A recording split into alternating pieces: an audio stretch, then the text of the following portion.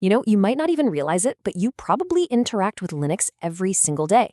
It's kind of the hidden engine that powers these massive parts of our digital world, from the websites you're browsing to the cloud that's storing all your photos. So how did this quirky open source project end up dominating so much of modern technology? Let's dive in and find out. Okay, if you've ever peeked into the world of Linux, you've probably seen something that looks just like this. And let's be honest, it looks like some kind of secret code, right? Maybe a password or a cryptic message. It's a perfect example of how Linux can seem a little intimidating at first glance. Well, believe it or not, to a Linux user, chmod 755 makes perfect sense. It's a completely logical way to set permissions for a file. See, each number has a specific job. The first one's for the file's owner, the second is for their group, and the third one, that's for everybody else. A 7 means you get full control. You can read, write, and execute it. A 5 means you can only read and execute. So, chmod 755 is just a super fast way of saying, hey, let the owner do whatever they want, but everyone else can only look at it and run it. This really gets to the heart of Linux. It has its own unique logic, for sure, but underneath it all, it's incredibly powerful and efficient. To really get Linux, we've got to start by decoding its language. It's a world that was basically built for speed, and that's led to some pretty interesting linguistic quirks. Honestly, the best way to think about it is that the people who built Linux are just really, really busy. They simply don't have time for extra syllables. And this has created a whole culture where pretty much every term gets shortened, almost as if the entire community is suffering from a massive vowel shortage. For example, a software distribution just becomes a distro. A repository is a repo. Even the most basic commands are trimmed down to the absolute minimum.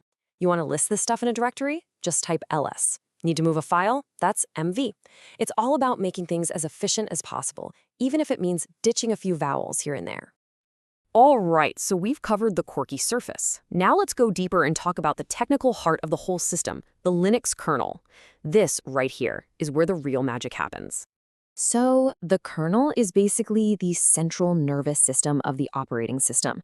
When an application on your computer needs to use the processor, or access memory, or talk to a storage device, it doesn't do it directly. No, it makes a request to the kernel, which then acts as the ultimate manager, like a traffic cop for all the machine's resources.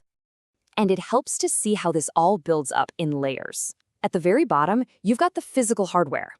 Sitting right on top of that is the kernel, managing everything. Then, above that, you have libraries and utilities. Think of these as the building blocks that applications use so they don't have to constantly reinvent the wheel.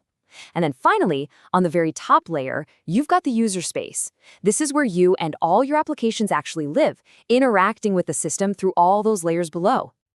Now, here's one of the most unique things about Linux. It isn't just one single thing. It comes in all these different flavors, and each one is tailored for a very specific purpose. And this is such a key concept to grasp. You can't just go and download Linux by itself.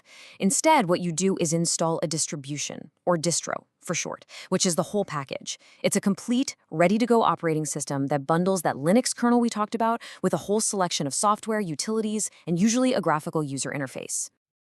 And this table is a brilliant way to see how different distros serve totally different needs. Let's take Ubuntu. It pushes out a new version every 6 months, which is awesome for developers who always want the latest and greatest tools. But then you compare that to something like Red Hat Enterprise Linux, or RHEL.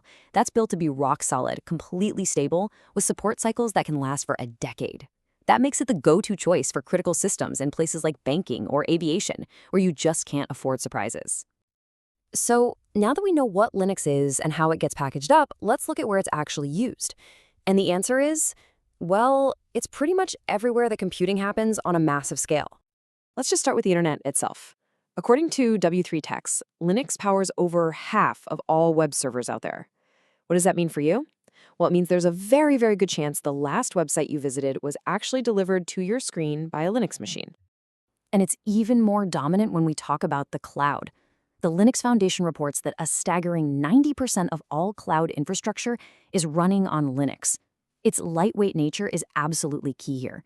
It means cloud providers can squeeze more virtual servers onto a single physical machine. And that efficiency, it translates directly into lower costs and higher profits. That's the fundamental business model of cloud computing, right there.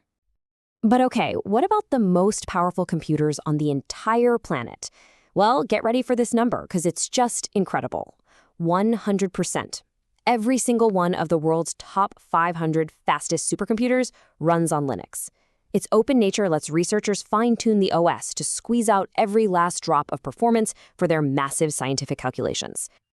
So, to just sum it all up, Linux is the absolute go-to choice for developers building software, for the tiny little chips inside Internet of Things devices, for the massive servers and cloud infrastructure that basically power our entire digital lives, and for those colossal supercomputers that are pushing the very boundaries of science.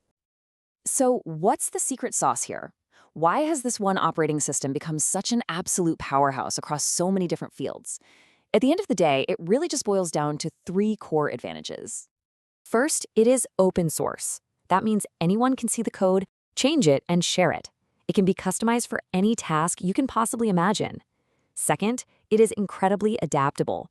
Because it's so customizable, you can strip it down to run on a tiny smart device or build it up to run a gigantic supercomputer. And third, it is ruthlessly efficient. It's super lightweight and just perfect for what we call headless servers, those machines that run without a monitor or keyboard, managed entirely over a network, the very backbone of the modern internet. It's an entire ecosystem built on efficiency, from its quirky, vowel-averse language all the way to its world-class performance. It already dominates the biggest and the fastest parts of the computing world, so the only question left is, where is it going to go from here?